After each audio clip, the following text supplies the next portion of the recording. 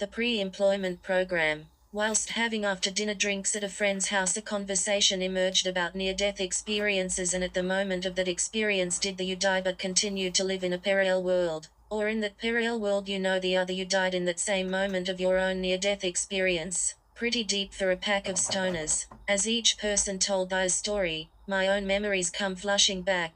Bobby tells her story of being on a bush camp, being awoken by a wild boar pig that teared down the tent and came rushing after her, and just as it was about to hit her, she was quickly pulled to the left and into safety by her uncle. As the bored pig continued to charge directly over the spot she just stood. As she told her story, I thought you owe a story that everyone would get a laugh out of, the where I was saved by my Batman undies. But as the storytelling continued, I myself continued to have more flashbacks of a similar event of incident as one does when reminded of past efforts close to your own, even when you fail to remember those events in a long time. So as Kevin told his story of abseiling and almost being killed by a falling rock, his life flashing before his eyes, and near miss that brought him to tears. Trembling with anxious to move and struck with intense fear mid-climb, Jamie told of motorbiking and having barbed wire cut his calf muscle wide open, and that if the wire was at head high it would have cut off his head. And realizing that someone had put it there on purpose, all the while the stories are being told, I'm still having ash back of a camp I went on as a 16-year-old, and an incident that happened there.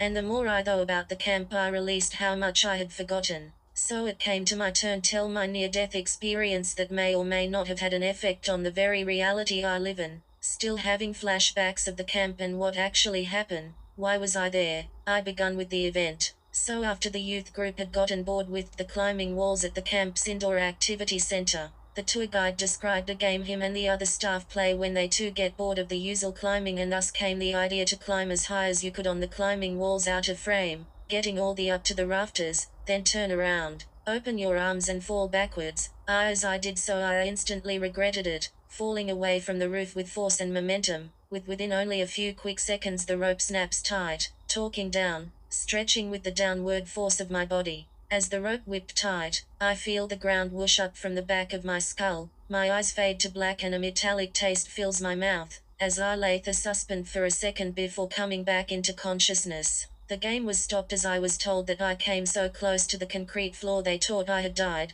I explained this is why I think I was so disturbed when Groon died in The Amazing Spider-Man 2. I could taste the same metallic taste then. After the conversation I was so inspired about the memory of the actual camp I had to come home and start writing about it, working my memory back and rewind, watching forgotten memories and the reason why these memories had been forgotten. The pre-employment program, a 7-day camp for young people seeking self-improvement before employment. Dad being a drunk didn't tell me I got a call and that I was accepted into the camp, and also the boat for transport was leaving in 3 days. It was the 3rd day and I answered the phone to the surprise. When confronting my father with questioning my father, he just stared at me and stated, oh yeah, that thing, spite and jealousy held him back and almost affected my soon-to-be valuable life lessons as a 16-year-old teenager leaving home too. Away for 7 days under the guidance of trained business professions, life coaches, industry leaders, military guidance pathway officers, selected doctors and other psychological researchers, teaching these teen individuals over a 7 days period, or so we thought. With all the personnel combined and a few hours into the training, we were up for something else at this camp. Being with the introduction of the motivational music track Take Me to the Louds Above played at every moment, beginning immediately as we step off the boat. The music plays as we all hustle together before soaking in our new surroundings. Already being told stand up straight, chest high, be proud you are here, now form one line and move, making your way inside of the mess hall, where a seat awaits you, a military-dressed man barking orders at a group of teen kids that didn't take him too seriously, as this was a new experience for all of them. And I want you to take me to the clouds above. I know, the clouds above, the clouds above, the clouds above. And things only got stranger from there. The campgrounds was a place called Challenge Ranch, but it seemed the ranch had taken years to have any new developments, and the delivery of a water slide had laid in the same place it arrived in for years. The hedge maze was hell-grown as if the tress had stunted from lack of care. Triangular cabins shared unisex beds, a stated trust in a bound to build strong relationships. One student was quietly removed after being caught with a stash of pill, tobacco and drug paraphernalia. We seen the police escort him from camp office out the gate and then driven away in the back of the police car.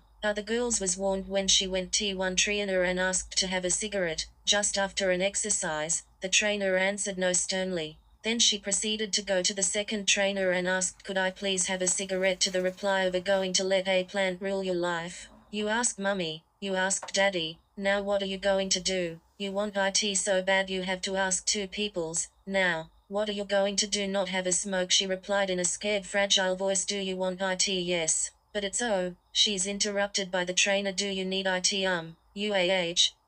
No, she says quietly. Pardon, the training states, waiting for her to say it a second time. Do you need the cigarette? Will you let a plant rule your life? He asked, even more stern and with anger in a loud cl. Ian responds. The female student responds with, no, sir, I do not need the cigarette. No, sir, I will not let a plant rule my life. Thank you, sir. Suddenly the teenage girl spoke with conviction, intent, respect. We were all taken back as to what just happened, and we all took note she was never seen smoking or even spoke of cigarettes again. I remember holding a cat that never existed truly. During, from what I can remember vaguely as a hypnosis session, I was holding and stroking a full-grown grey and white cat. It was cuddly cat full of the softest fur. Then, like waking up, I suddenly snapped up in my chair like I had been falling from it, but gone now where? To, now sitting there staring at the other students, then looking around the room asking where the cat had gone, and they all burst out in laughter. Before I come to realize there was no cat after this training, and still to this day I have the unique ability to hypnotize people in a group or individually.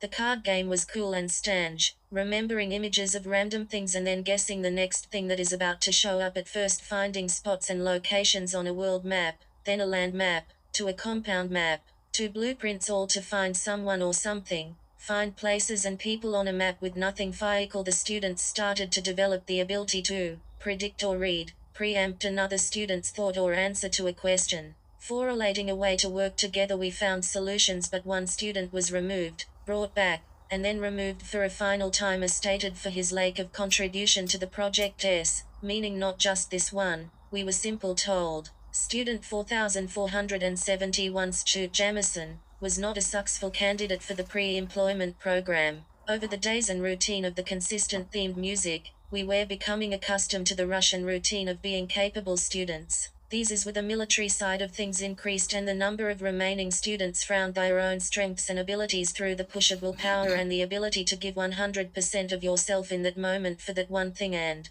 there will always be that one thing you want, one thing thrive to have, one thing you hold above all else in your life, one thing you know is almost unachievable, almost impossible, until you make your goal, your power, your drive, your belief, your own personal release of the daily stress. A struggle will come in the days you least expect, but if you respect and love the relationships you have made, will carry you through these hard times, and the willpower you're made to achieve your goals will be the strengths for yourself and others, as you will naturally be a leader, a guiding peer, someone to trust and an intellect to fear. Your first goals start here. A maid rant from the military dressed instructor. Word that at the time made no sense, but now I am older I reminisce with 100% attention, to give 100% a lesson to be learnt. During the entire camp there was an underlining lesson of what it meant to give 100%. The leading example was on the second day. We were rustled together in the mess hall by the calling music playing over the loudspeaker once in the hall. We were greeted and marched outside, where the instructor explained that we were going to go for a run,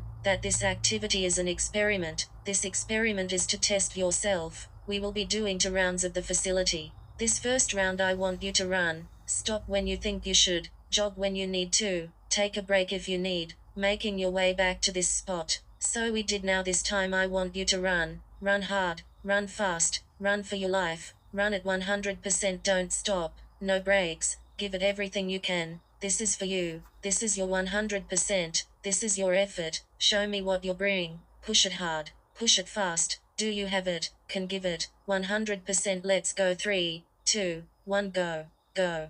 Go. And so we ran as fast as our legs would carry us, pushing as fast as possible, as hard as we could. People dropped off like they were being eaten by wilder beast, and I kept that thought in mind as I ran as fast as I ever had. I pushed my feet and forced my legs to move when they could no more, the cold air burning my lungs with every breath, muscles burning with intensity, struggle in every stride, but yet I still fell forward onto and over the finish line. With my chest about to burst, lungs burning with cold fresh oxygen, I asked, why does it burn? Why does it hurt everywhere? As I breathed heavily, The trainer simple stated, "It burns because you gave 100%. I was suddenly struck with the meaning of what it mean to give 100% of yourself.